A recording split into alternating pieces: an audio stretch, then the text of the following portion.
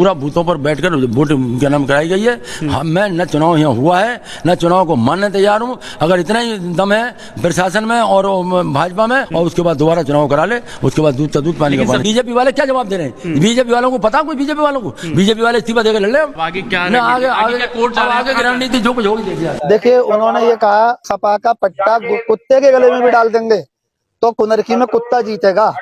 तो हमने मुस्लिम भाइयों से जाके ये कहा और यादव समाज से भी कि जब कुत्ते की वैल्यू है मुसलमान की और उसके वोट की कोई वैल्यू नहीं है, तो इस बात का मुस्लिमों में प्रतिक्रिया हुई और उन्होंने कहा कि अब के इनका नजला नीचे वालों का भी और ऊपर वालों का भी नजला उतार देंगे।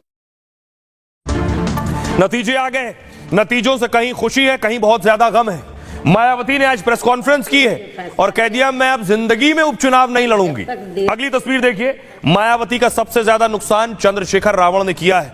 आपको बताऊं नतीजे आने के बाद क्या कह रहे हैं अखिलेश यादव, मायावती और चंद्रशेखर रावण ने खुद दलित वोटों में सेंधमारी कर मायावती को नुकसान पहुंचाया। यूपी की 7 सीटों में बीएसपी तीसरे नंबर पर रही है। 2 सीटों पर बीएसपी 5वें नंबर पर लुढ़क गई।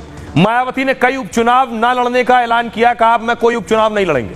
कहा ईवीएम के जरिए सत्ता का दुरुपयोग हो रहा है। देश में जब तक फर्जी वोट डाला जाता रहेगा और निर्वाचन आयोग कोई कड़ा एक्शन नहीं लेता है, हमारी पार्टी देश में कोई उपचुनाव नहीं लड़ेगी। उपचुनाव में बूथ कैप्चर कर बीजेपी ने चुनाव जीता है। कुंदरकी में 90% मतदाताओं ने वोट नहीं डाले। अखिलेश यादव ने कहा 90% लोगों की उंगली पर निशानी नहीं है।